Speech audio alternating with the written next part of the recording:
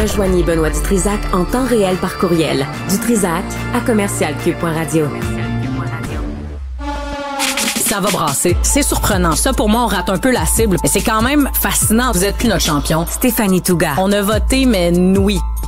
Bon, Stéphanie, bonjour. Salut, Benoît. Merci pour les TikTok. Ben, ça me fait plaisir. Ça m'aide un peu en Ben, attendant. ça me fait vraiment plaisir. Alors, où est Charlie? Ben oui, où est Charlie? Où est Mark Carney? Je me pose la question parce que depuis 24 heures, le Canada, on dirait qu'on a eu la révélation que c'était pas juste des menaces, les tarifs, puis qui étaient appliqués. Puis on a eu cette révélation-là dans l'Ouest avec le bois d'œuvre. On a cette révélation-là avec 13 milliards d'investissements qui n'auront pas lieu à Brampton, en Ontario. Puis ça d'ailleurs, stupéfaction. Tout le monde était sidéré. Ouais. Incluant le maire de Brampton, le premier ministre. On va poursuivre Stellantis. Ouais. Puis là, je suis comme, ben, il l'avait dit qu'il partait. Donald Trump, il l'a dit, America First, on appelle toutes nos grandes bannières américaines, on vous ramène, puis ils répondent tous à l'appel. Qui est surpris de ça? Je veux dire, en Mark tout cas, Carney. Mark Carney.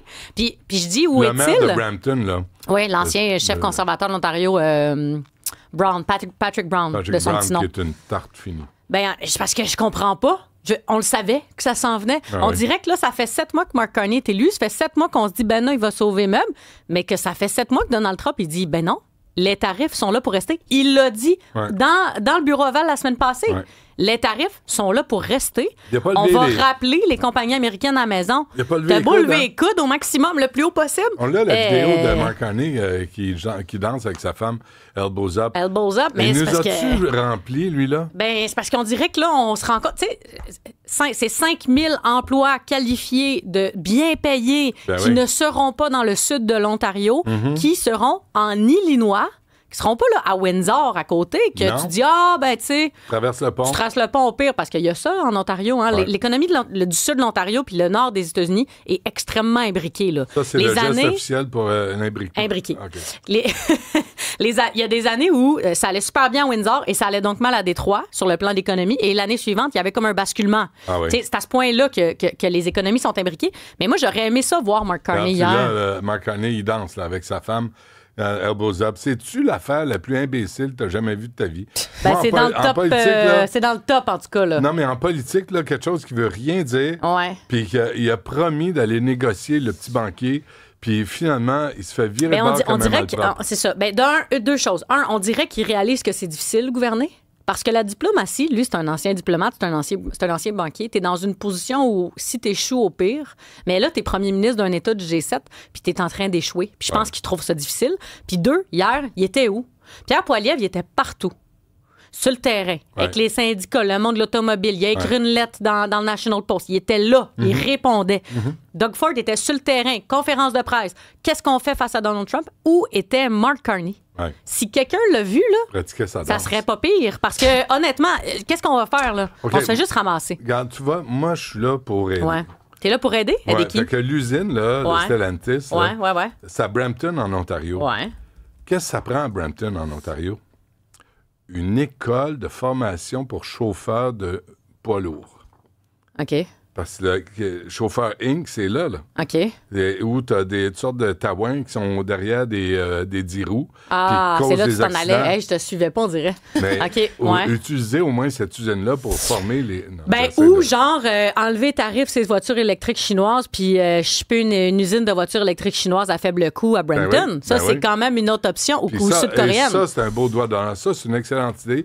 En Puis tout cas- en plus, il va combattre les gaz à effet de serre. Ben, c'est parce Et- qu'à un moment donné, là, on a essayé l'approche Trudeau, c'est-à-dire on va faire des contre-tarifs un peu désorganisés qui marchent pas. Là, on a essayé l'approche, on se fait des câlins avec Donald, ça marche pas. Pas Faut des comme- câlins. Ben, lui, il fait des câlins à Non, Donald. lui, il reniflait le péteux. Ah, Parce bon. que Ton Donald, mot, pas les miens. Non, mais Mais- Donald, il a jamais Ouais. fait de câlin. Là. Ben, dans le sens, il jouait au body-body, là. Tu comprends? Il Ah, était il en est conférence arrivé. de presse, là, il y a quelques jours, là, puis là, il disait, Mark Carney J'ai mis disait ma ça à Donald cravate Trump. rouge pour Ah, vous. Oui, ou, merci, vous m'avez upgradé, vous avez parlé de moi comme le président du Canada, clin d'œil. Ouais. Puis là, Donald dit, ben oui, au moins, j'ai pas dit gouverneur, hihi, clin d'œil. Tu sais, ils font le petit body-body, là, mais ouais. pendant ce temps-là, il y a des milliers d'emplois qui se perdent, l'économie va pas bien. S'il y a mais une lui, il crise paraît économique bien. en Ontario, là, puis qu'il y a une récession économique en Ontario, il y a une récession économique au Canada. Ben oui. Fait que faut comme collectivement qu'on réalise qu'on se fait ramasser en ce moment. Mais Mark Carney, là, c'est aussi un ego sur deux petites pattes. Là. Parce que lui, du moment qu'il paraît bien, Ouais. sa job est faite. Mais c'est vrai quelques mois, ça. Tu comprends? Puis là, je pense qu'on commence à réaliser que c'est pas vrai. C'est-à-dire que les 6 premiers mois, tu marches sur l'eau. Puis là, en ce moment, au niveau de la communication puis au niveau de la politique, il y a ces 2 échecs. Il est où, Mark Carney? Allez le chercher. Parce que là, je sais qu'il parle à Doug Ford cet après-midi, mais encore là, à porte close. On n'a pas d'adresse à la nation qui nous dit comment ça va les négociations avec Trump, comment ça va l'économie, puis c'est quoi le plan. Okay. Moi, je veux l'entendre, ça. Encore une fois, Stéphanie. Oui. Si tu veux entendre Mark Carney, appelle Radio-Canada. C'est rare que je suis plus fâchée que toi. Là, t'es tout calme. Mais c'est correct. Hein? Non, parce que j'ai mal à la gorge, je ne peux pas me le permettre. Okay. Mais appelle à Radio-Canada et demande-leur de faire une demande d'entrevue à Mark Carney. Parce que c'est le seul endroit où il va. Ce matin, je faisais ma revue de presse. J'écoutais tout le monde. Et tout le monde a dit, on a essayé d'avoir des entrevues avec Dominique Leblanc, avec Mélanie Joly, avec le premier ministre Carney. Tout le monde, across the board, même à Radio-Canada pour reprendre tes termes, et personne n'a d'entrevue avec lui. Il est absent. As-tu vu la chose la plus drôle? Ah merde, je ne la retrouverai pas. Quoi? Mélanie Joly, ce qu'elle dit. Elle dit, le gouvernement du Canada est... Je l'ai. La ministre canadienne, il rappelle le partenariat solide et durable entre Stellantis et des gouvernements canadiens. Parce qu'on leur a donné 3 milliards en 2009. Quand Stellantis, là, il appartenait, c'était-tu Chrysler? Oui. Ouais. On a sorti 3 milliards. On a allongé 1,9 plus 9, 2,8 milliards à l'époque, en 2008-2009. On leur a sorti de l'argent qu'on n'a jamais vraiment retrouvé à 100 Tu as fait vivre ton mari.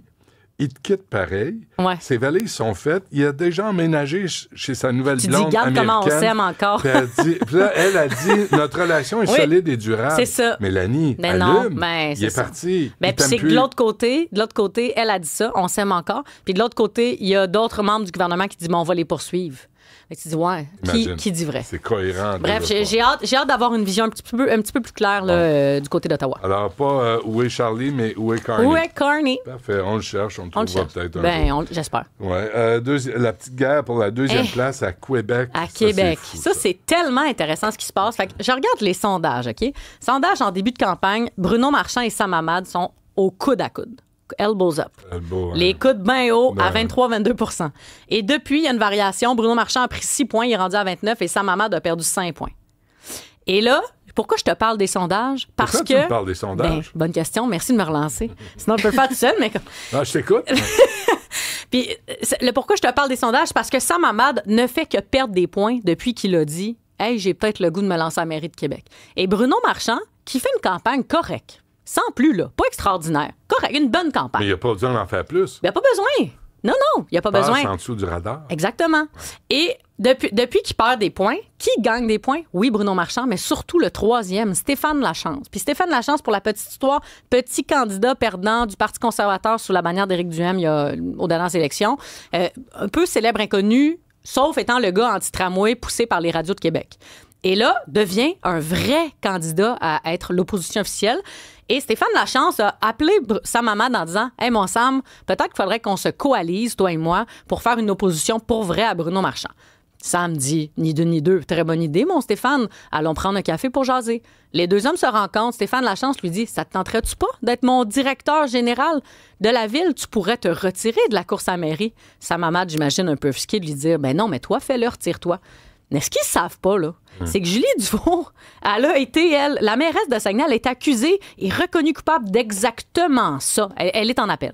Mais elle a été reconnue coupable d'exactement ça, c'est-à-dire des fraudes électorales. Tu ne peux pas offrir à ton adversaire, qui est en élection en ce moment, un poste en disant « Pot de vin, mon king, tu peux te présenter dans ma ville. » Je vais t'acheter. Incroyable! Mais eux, Sam Hamad, c'est parce qu'il a fait ça, j'imagine, alors qu'il était dans un autre gouvernement, tourne les coins ronds de l'éthique. Est-ce que je t'ai entendu dire ça? Non, c'était hors d'onde. On n'est pas hors d'onde ici. C'est incroyable. C'est pas incroyable quand même. 2 politiciens de carrière qui se disent « Je devrais y offrir un poste. Il va pas se présenter. » Puis là, Bruno Marchand, qu'est-ce qu'il fait, lui, depuis? Il rit dans sa barbe, très certainement. À juste titre. Good job, Bruno. Que les médias à Québec n'ont pas fait la job sur les antécédents politiques de Sam Hamad. Comment ça s'est terminé Sam avec Hamad, Marc-Yvan à tout le monde que je parle à Québec, OK? Ouais. Pas mal de toutes les couleurs politiques, là. Pour vrai, là, beaucoup de gens, là. Au municipal, au provincial, au fédéral. Ce qu'on me dit, c'est un gentil monsieur. Puis on dirait qu'ils ont comme arrêté leur réflexion, là. Gérald Tremblay aussi, c'est un gentil monsieur. C'est ça. On a vu ce que ça a donné aussi. Mais on dirait que c'est ça. Il y a un peu la carte du gentil monsieur. Fait que personne ne se pose d'autres questions. Puis dit, c'est vrai que ça pourrait être lui dans le fond, le maire de Québec. Comme si c'est ça que ça prenait.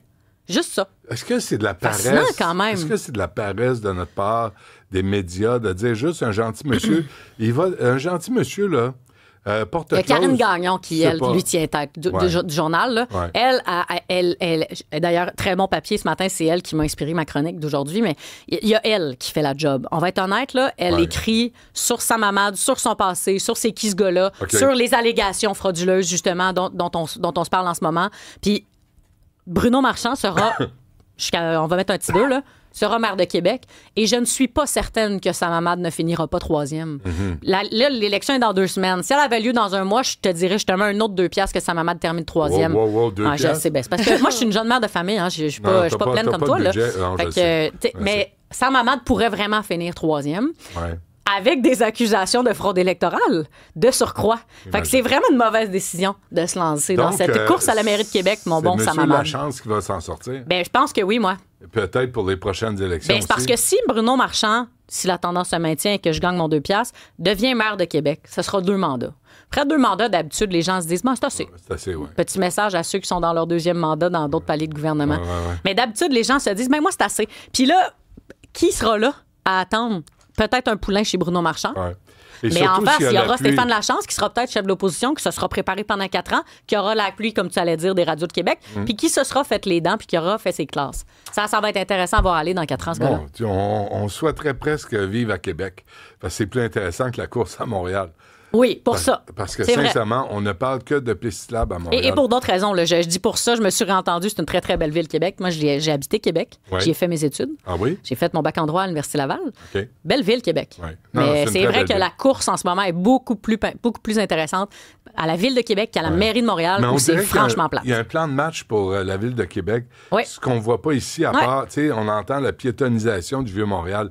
C'est l'obsession du projet Saccageon Montréal. C'est-à-dire que la piétonisation du Vieux-Montréal, pour moi, ça tombe un peu sous le sens. C'est-à-dire qu'on est déjà en train de marcher dans le Vieux. Tu comprends? Quand je marche là, sur Saint-Paul... Pas toutes les rues, pas Saint-Jean, pas toutes les Paul. Mais pas toutes les rues, tu as raison. Mais dans ça, c'est un peu... Saint-Paul, c'est une bonne idée. Oui, tu sais, on le marche là, déjà dans la rue sur Saint-Paul. Arrêtez-moi pas en sortant d'ici. Mais il faut arrêter de changer le sens des rues pour provoquer des... Tu sais, en plus, sur Notre-Dame, ils ont bloqué... Alors, on passait devant Basilique Notre-Dame. Ils auraient pu mettre des nids de poules, un arrêt obligatoire pour s'assurer qu'il n'y a pas d'accident. Un dos d'âne, tu veux dire? Pas un nid de poule. Il aurait pu mettre un nid de poule aussi. L'inverse d'un dos d'âne. Je vais vous prendre 2 pastilles. Oui, c'est ça. Des Tylenol pour M. Dutrisac. Non. Ah oui, aussi, ça pourrait aider. Non, mais c'est ça, on dirait que c'est tout ce dont on entend parler. Tu as tout à fait raison. La course à la mairie de Montréal, moi, ce que je m'attends pour les 2 prochaines semaines, là, on est dans 2 semaines avant une élection. Les électeurs, surtout municipales, quand c'est pas cristallisé, ce qu'on se dit, c'est, OK, là, le premier, le leader, c'est qui? En ce moment, c'est Sarah Martinez. Fait que là, on va la regarder. Le test, ça va être es-tu bonne finalement? Les gens, leur tête est comme pas faite parce qu'on sait pas c'est qui vraiment. On les connaît pas. Ouais. Fait que là, dans les 2 prochaines semaines, le test, ça va être es-tu bonne finalement? Et moi, je prédis qu'elle dira pas grand-chose parce que si la tendance se maintient puis qu'elle fait pas de gaffe, elle va gagner. Fait qu'elle va juste un peu le smooth sailing. Oui, c'est ça. C'est comme une courbe normale, une élection. Au début, tu dis pas grand-chose. Tu dis, qu'est-ce qu'on va faire ici là, pendant les 6 prochaines semaines? En plein milieu, tu dis des affaires. Puis là, la fin de la courbe normale, l'élection, tu fais juste atterrir. Tu es en avance. Là, dites plus rien. C'est ça. Ça, c'est la technique Jean-Marc Fournier. Jean-Marc Fournier, il disait ça à Philippe Couillard en 2014, jour 18 de l'élection. Il dit, Monsieur Couillard, si vous dites plus rien, vous allez être premier ministre dans 3 semaines. Ça a marché. Ça a marché. Les libéraux nous font ça depuis des décennies. Mais pas en 2018. Non. Stéphanie Touga, merci. Oui, salut.